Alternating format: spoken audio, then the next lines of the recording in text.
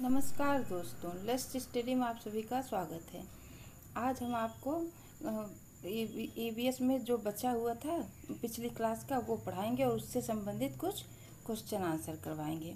सबसे पहले कि हम उम्मीद करते हैं कि आप लोग सब बहुत अच्छे होंगे और पढ़ाई अच्छे से कर रहे होंगे। हमारी क्लास ज़रूर अटेंड किया करिए और आपको क्वेश्चन अपने पेपर में देखने को ज़रूर मिलेगा। ईवीएस हम अच्छे से करवा देंगे, ठीक है। इससे पहले जो हमने पढ़ाया था, आपने अगर वो क्लास नहीं देखी तो उसे प्लीज़ जाकर देखिए। आप हमारा वीडियो शुरू से लेकर आखिरी तक ज़रूर देखा करिए, उसे लाइक शेयर सब्सक्राइब करिए। आज हम उससे आगे पढ़ाएंगे। ये हमारा क्लास 7th है, उसे पेडागोजी की। और क्या कहते जो जो पढ़ाया था आप देख लीजिए। अगर वो जाके नहीं देखे क्या खाया जाता है, कहाँ कौन सा भोजन किया जाता है, ये सब हमने बताया था। और फिर से अगर रिवाइज कराएंगे तो क्वेश्चन नहीं करवा पाएंगे। और फिर पक्षियों के बारे में बताया था, ठीक है। तो हम रिवाइज नहीं करवा रहे हैं। फिर यहाँ छोड़ दिए थे उल्लू बोला, क्योंकि जंगल में बहुत शोर हो रहा था, सब पक्षी कुछ न कुछ बोल रहे थे, ठीक है। तो अब बंद क्यों नहीं करते यह शोरगुल, यह कैसा झगड़ा, हम सभी पक्षी में कुछ न कुछ खास है। ये तो एकदम सही बात है। और हम इंसानों में भी सब में कुछ न कुछ खास होता है। ज़रूरी नहीं कि हर बच्चा पढ़ने में बहुत अव्वल ही हो, उसके अंदर कोई और क्वालिटी होगी, है ना। तो किसी को कम मत आंकना चाहिए और खुद को भी कम मत समझो। हर बच्चा अपने में एक विशेष है, ठीक है। हमारे पंख, पैर, चोंच और बोली चाहे अलग अलग हैं, पर हम सभी पक्षी हैं। सोचो अगर हम सब एक जैसे दिखते और एक सा खाते, बोली भी यदि एक सी होती तो कितनी नीरस होती हमारी ये दुनिया। एकदम सही। अगर हम लोग भी सब एक जैसे दिखते तो कोई इंटरेस्ट ही नहीं रह जाता। सब एक ही काम करते हैं, कोई दूसरा जैसे किसी को कुछ काम करने में, कोई डांस में, कोई गाना में, तो अगर एक ही चीज़ सबको इंटरेस्ट होता है तो एक ही चीज़ सब देख पाते हैं ना।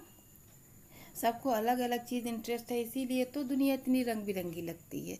तो इसलिए हर आदमी, हर पक्षी, हर जानवर अपने विशेष है, खास है।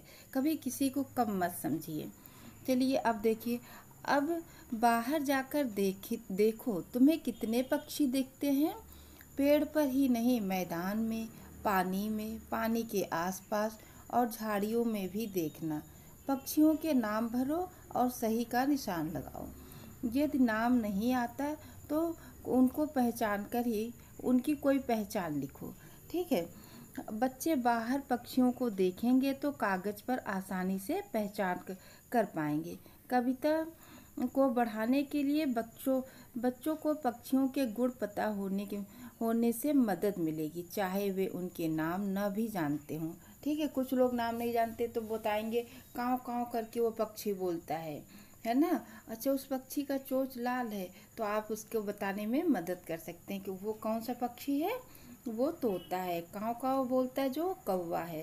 तो इस तरह हम लोग इसमें बच्चों को अवसर दिया जा रहा, अपॉर्चुनिटी दी जा रही है कि बच्चा खुद करे, खुद सीखे, आप मदद करिए, है ना। तो वही सबसे अच्छा, यहाँ जहाँ बच्चों को अवसर दिया जाता है वही शिक्षा यहाँ पे सबसे उपयुक्त माना जाता है, क्योंकि चाइल्ड सेंटर्ड एजुकेशन है, ठीक। पहला क्वेश्चन देखिए।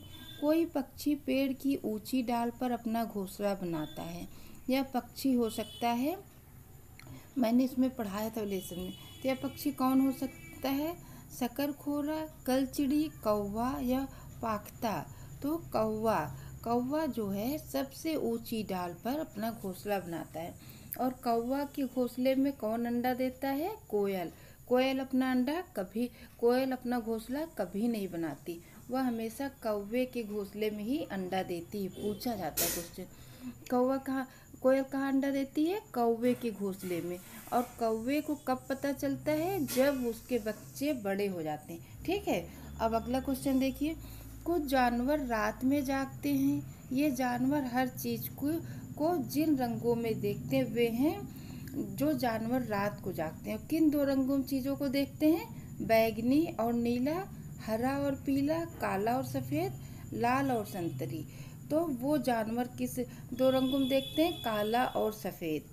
जो जानवर रात को जागते हैं, क्योंकि रात अंधेरा होता है। अंधेरा कैसा होता है? काला होता है, ठीक है। तो जैसे उल्लू रात को जागता है, चमगादड़ रात को जागते हैं, तो इन लोग को 2 ही रंग पता होते हैं। ठीक। तीसरा क्वेश्चन देखिए, पसंद नापसंद के बारे में जो मैंने लेसन पढ़ाया था उससे थोड़ा सा लिया था, उससे संबंधित एक क्वेश्चन है। के बारे में चर्चा करते समय किसी छात्र ने कहा, मुझे और मेरी माँ दोनों को सांप खाना बहुत पसंद है।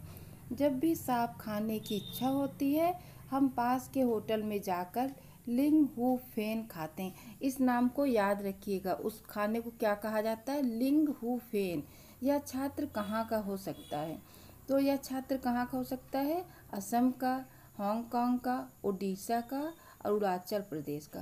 तो यह छात्र हांगकांग का है। हांगकांग में सांप खाया जाता है, उस डिश का नाम हू फेन है, लिंग हू फेन है। ठीक है, कभी कभी डिश का नाम पूछ लेते हैं।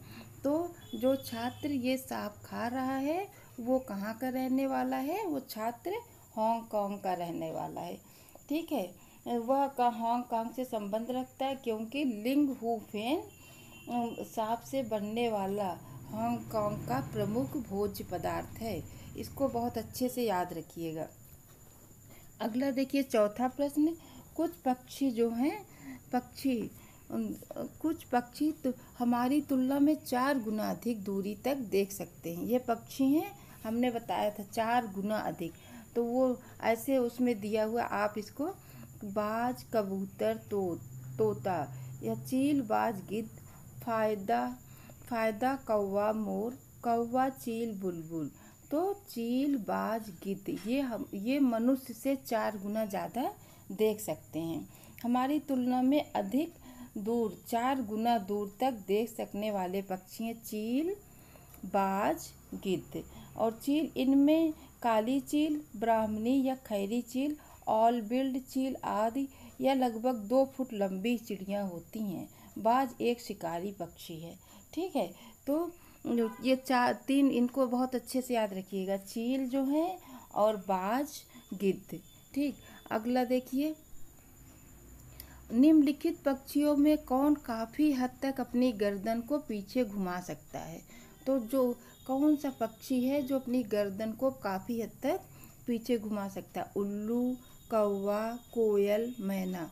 उल्लू जो है रात को देखता है और यह अपनी गर्दन बहुत हद तक 270 डिग्री तक अपना गर्दन क्या कर सकता है? पीछे घुमा सकता है। कितना? 270 डिग्री तक।